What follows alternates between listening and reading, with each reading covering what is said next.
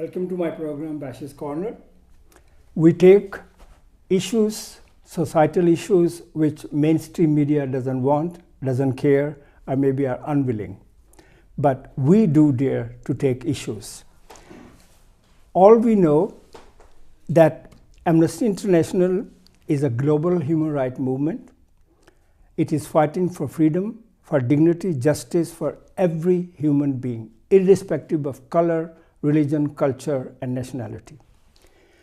But what many Danes do not know, that the Danish branch of Amnesty International is one of the most active and actually one of the biggest compared to the population. It has almost 85,000 members and they do a lot of activities.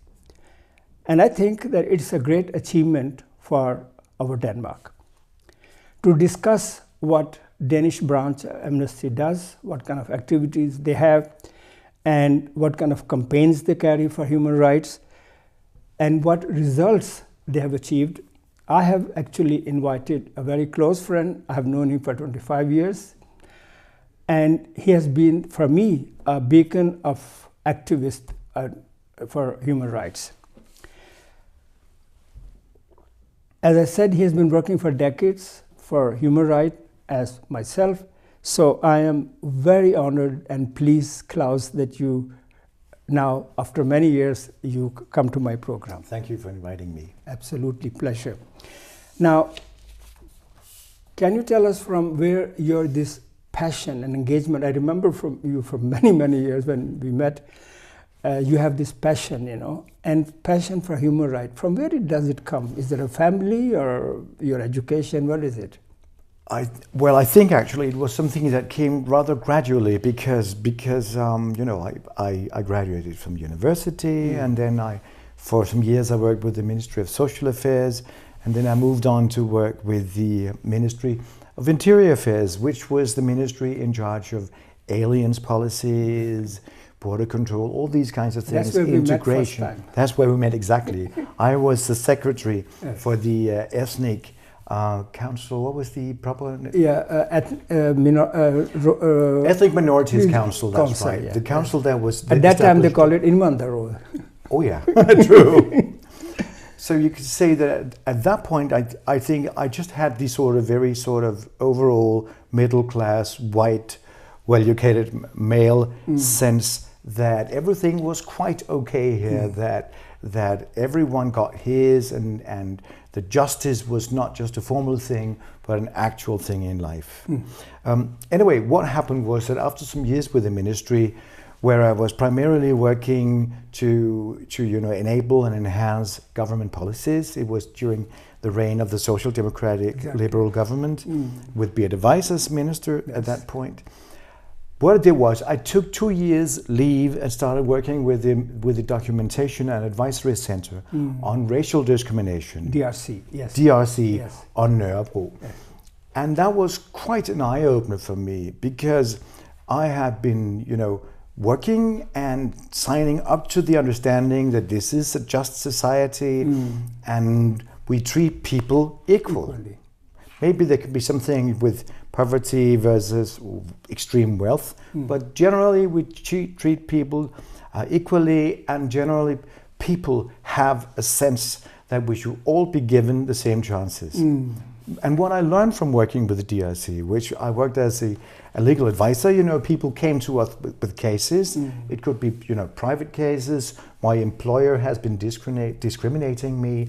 He says I can't work wearing a headscarf or something, or I have been rejected for a job despite the fact that I am qualified or overly qualified, if anything. All these kinds of things. Yes. But also, my social worker has rejected this application that I made, or stated that I don't meet the requirements for this and this arrangement with the municipality. And I don't see the reason. They haven't stated the reason. So I suspect that I am being victimized to some extent out of prejudice or preferential treatment or differential treatment. And it was quite an eye-opener that we hardly ever rejected anyone on the basis that this is only in your head. This is not going on in the real world. This is you're imagining things, or maybe if you took the time to read the decision more closely, you would find we invariably found that people's sense of being treated unjustly was correct. And you know, you could say that we had this working point of departure saying, if we cannot find any other apparent reason for what appears to be differential treatment, we shall have to look, then what else can it be? Exactly. So when you say eye-opener, it means, I don't want to say that, but it means working with the ministries. So you were like in a bubble, you know, it was quite protected bubble. And when you start working with DRC, then you say, oh, reality is different. Yes, because at the micro level, things look somewhat different. I would claim to the day that I died that Birte Weiss was a good minister and that she was a just person. But having sort of overall political or policies is one thing. What goes down on the street, in everyday life, in people's lives, is quite another thing. And apart from learning that discrimination is very much an everyday occurrence, I also learned that one of the major problems is the overall oblivion or denial from people like myself. What I started experiencing was that when I were at dinner parties or, you know, having a coffee with someone and some, oh, how are you? How do you do? What do you do for a living? Well, I work as a legal advisor with the Racial Discrimination Center on Nørrebro, and people would say, well, I don't think there is any discrimination in Denmark. At least I haven't met it. Oh no! Please remind me. What are your qualifications to actually claim that? Oh yes, because you're white, middle-aged, middle-class male with a university degree, so you would be meeting discrimination where? But the thing was that even when I said, okay, with all due respect, I don't think you're in a position where your point on this matters, because you don't meet anyone. I can see in the statistics that 87% of all ethnic Danes have no contact or personal acquaintance with people with minority background. So that's why they don't know. So that's why you don't know. So then you move to Amnesty International. Yes. Many people in Denmark know about Amnesty International and the reputation it has. But I don't know if many people know what Amnesty actually does. So could you enlighten us, please? Right. Funny you should say it. I met an old girlfriend recently, and she said, "Are you still working with the Red Cross?" And there I was like, "Oh, sorry, I've been working with Amnesty for 11 years, but in your head it's being confused into something Red Cross." Obviously, first of all, I should say we're a global organization and we are present in 150 countries. Yes. And our main efforts, our sort of emphasis, of course, is not with Denmark, because from a sort of comparative point of view, the human rights violations going down in Denmark are not as gross, not as frequent, not as serious as they would be in China, in Russia, etc., etc., etc. Is it true that in old days, Amnesty local branch could not look at the local situation? Yes. But now it has been changing. Yes. So you know. Actually, it used to be that the local branches were not entitled to research on their own country. They were not entitled to address politicians or why was that? Bureaucrat, because they were saying, to make sure that no one can put a finger on the solidity of what we're doing, of the validity and the sort of neutrality. Exactly. Yes. There's only one place where we can do research, and that is London. And from a point of view, I can understand it in the sense, if there was something like Burmesian Amnesty International, they write reports saying, we believe that the generals have really improved their act. They're such nice guys, really. Yeah. We just needed to learn to understand them. Yeah. We would have to ask ourselves, does this report sort of rubber stamp the behavior of the generals out of fear? Because we've received a call saying, if you don't want to find your family killed in a ditch, you'd better be positive in this report. We would like to have nice reviews, you know. So obviously you could say reports need to be drafted somewhere where we can be sure that they're sort of objective and not influenced by fear or oppression or something. So it's a member-based organization, I understand from. Yes. How much influence do they have? I think it depends, and it varies, of course, because you can gain momentum more easily in some countries than other countries. But we have like 300 million members. And I'm talking about Denmark, Do they have... Yeah, that's all 3 million members, yes. which is worldwide. another thing. Worldwide, yes. And you could say that the Danish section, along with the British section and the German and the French, etc., they're the ones collecting money, enabling sections in poor third world countries. So your members in Denmark, they pay to be member? Yes. But do they have, paying is one thing, we just send a check through the bank, but do they also, are they interested in the work you do? Do they give their opinions or write to you, hey, we would like you to do this? Well, the funny thing is that there's several categories of members. Okay. There are members who want to take actively part, to do workshops, to do demonstrations vis-a-vis the politicians locally and nationally, who want to be heard and seen and spend time of their lives doing something. Sure.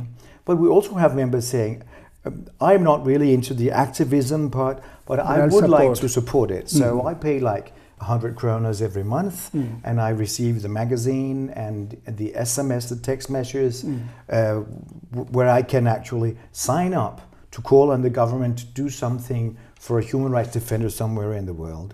So but coming back to Denmark, Claus, can Amnesty International Danish branch, can you investigate a human rights violation in Denmark? Yes, we have done. So, obviously, what we did was we don't confuse Denmark for Russia. We know the difference, even with the shortcomings, the violations that we're seeing are of a different sort of size, and we did it at some point. People's mindset change in 2000. In 1998. London, our international secretariat, sent some researchers to Denmark to research on the right not to be subjected to abuse. That would see to research on the police system, to research on if a citizen wants to file a complaint about the police brutality, excessive use of force or something, how do they stand? Do they have access to effective remedy?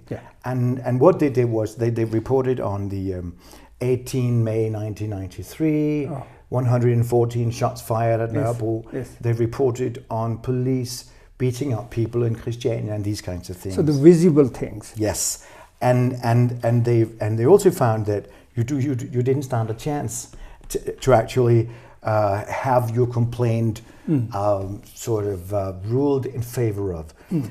What happened was within few weeks, the Danish section lost 25% of its members. Because of that report? Yes, because they were using police brutality, abuse of power, these kinds of words where you could have searched and replaced Denmark with Russia or something. And what we realized was that in the image of many Danish members, human rights violations had something to do with the United States of America, and China, Russia, Romania, exactly, etc. Nothing happens here. Nothing happens here. So it was so provocative, so provoking for them that we lost 1/4 of our members. So then the question comes, Claus, does your organization do campaigns and raise awareness to tell people, hey, there is things happening here. It's not only Russia and Nigeria, but also here. Yes, but the funny thing is, maybe I'm being too long, because it's what okay. I wanted to say was that when we did the next report on policing and police accountability in 2005, we did it. London didn't do it. The new thing that London said, okay, large sections, strong sections, as the Danish and the Swedish and the German, and also sections in countries in Europe where we're not afraid they would be found shot in a ditch, they can do research in their own country on policing, on the access to justice, on aliens' rights, etc.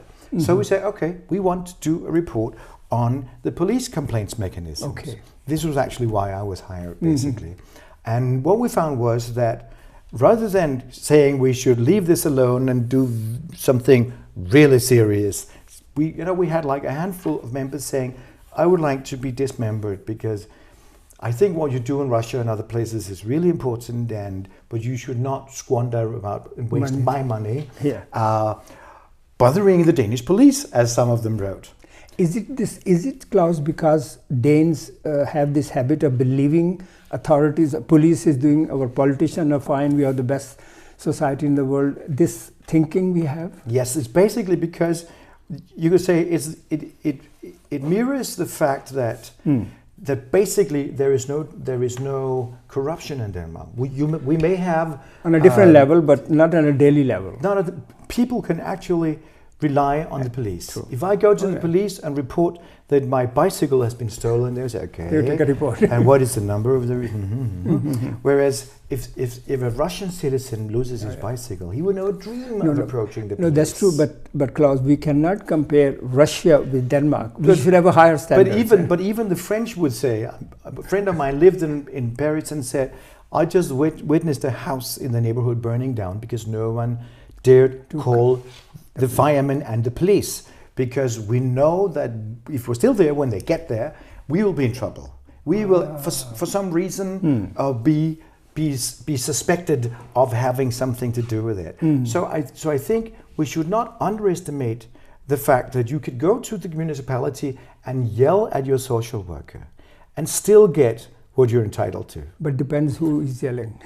Of course, yes, but you can. Of course. Mere fact. Yeah, but now they will kick you out.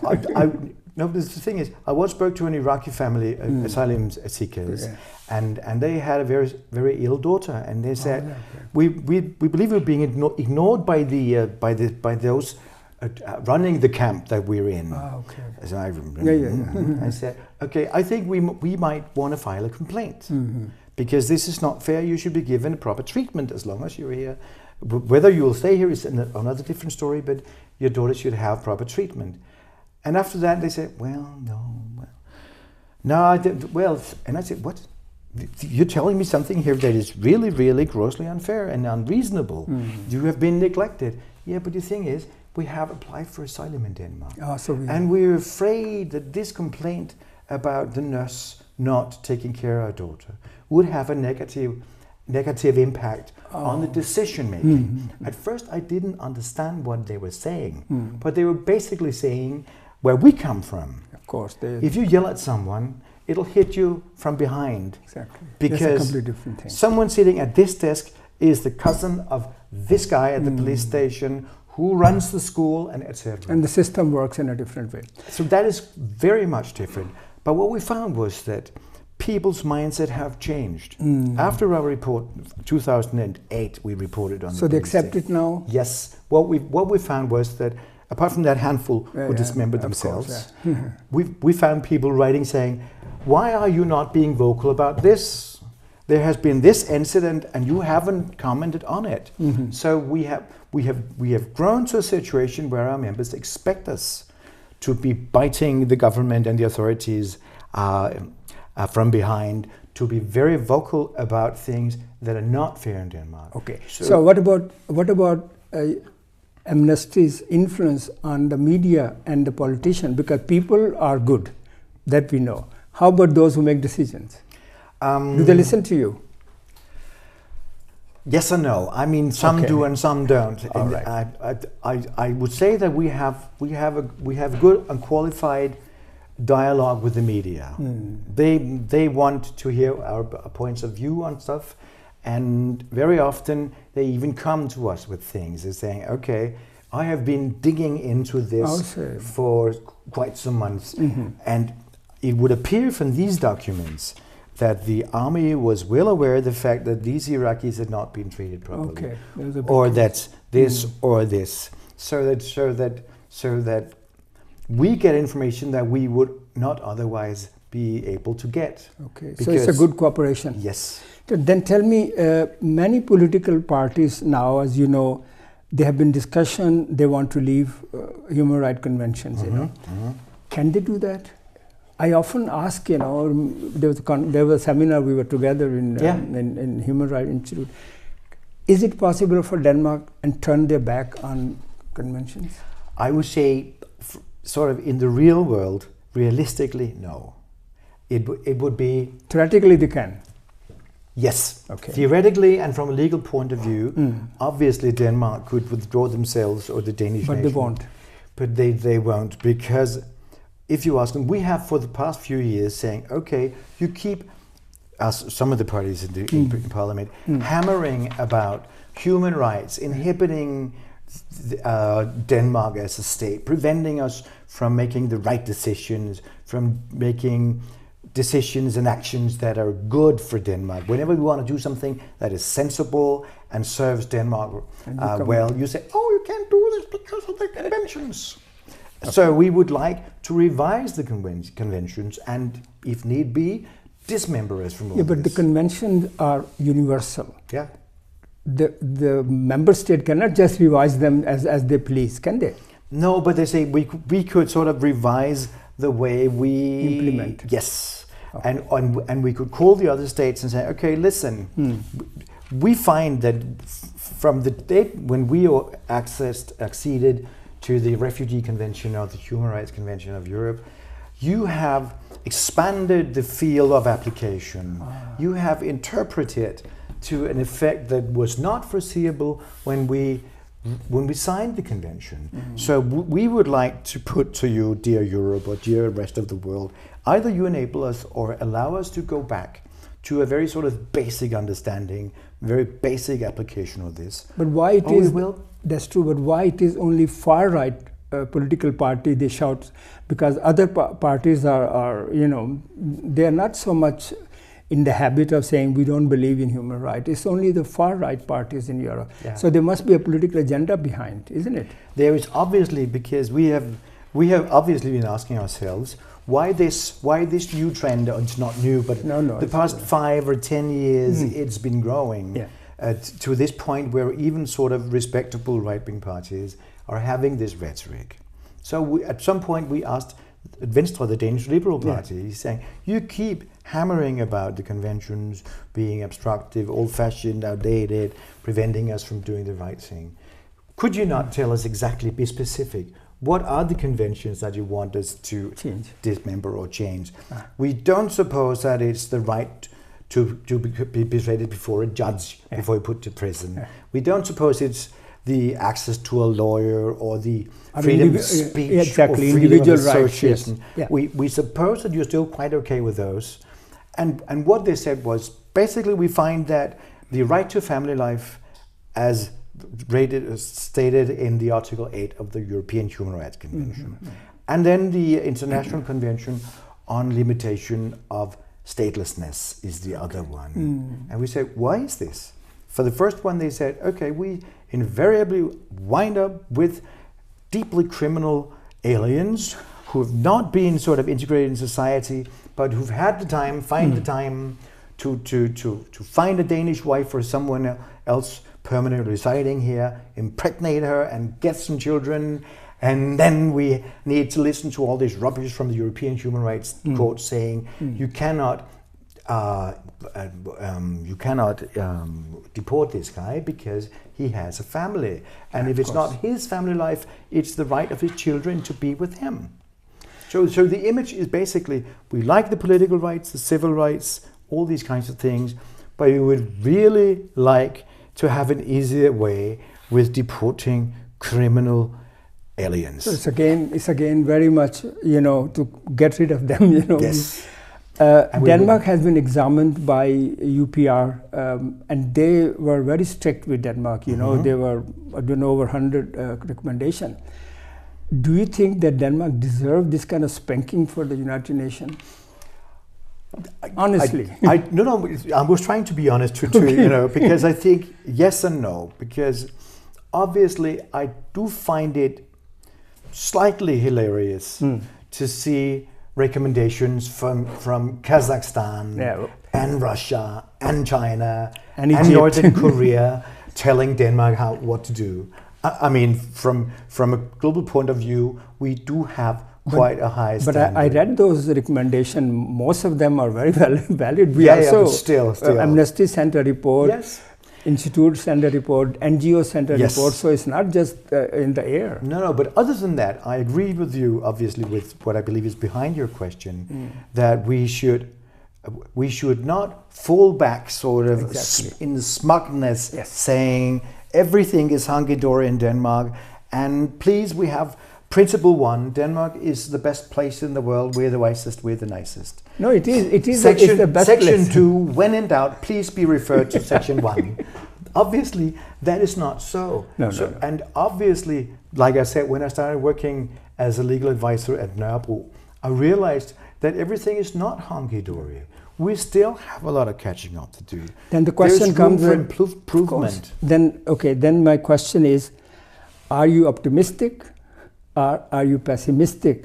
Let's say in 5, 10, 20 years, where do you see Denmark? I'm thinking that there are sort of two trends, basically. There is one where I think we will find that they will be tightening the aliens legislation more and more, and they might want to find some allies in Europe who would, I mean, the Germans are looking into this. Yes. The French are doing it. The Hungarians have left democracy a long time ago. So I think that what we're seeing is that countries who would otherwise do the right thing, I mean, the Germans have been doing the right thing for as one of the only countries. They have a good leader. Yes, exactly. They would find that from a political point of view, they would have to go along with tightening the ropes here and here, rather than losing members of the EU. So I think that probably we will find it'll be easier to expel aliens for one thing. And we will also find that the rhetoric, what is sort of socially acceptable from the parliaments, for example, from the Danish parliament, for one, we'll find that the limits for what you can say and what you can really not say, they are being expanded, and not for the better. I mean, we will find that already now we find that sort of very mainstream politicians can say things today that would, when I was a boy in the 70s, be construed as right-wing extremism, and no one blinks an eye. But I have to say that the other trend is, ironically enough, even sort of very extreme measures proposed in European parliaments, you find that the governments are invariably trying to justify it in terms of whether it is in conformity with the human rights conventions. This means that you do not just ignore them. No. They have the same presence as the sun and the sky and as the rocks on the beach. We do not pretend they're not there, actually. So it means that you are optimistic. It means that even when countries or governments that are sort of explicitly anti-aliens, anti-Muslims... But still there is hope. Still they're saying we need to go circumvent these things. Claus, we cannot pretend they're not here. It was a pleasure having you. You're welcome. And my guests have heard a lot of words of wisdom from Claus. So it's not only Bashys who says, we have also people like Claus Juul also saying the same thing. Until next time, take good care of yourself.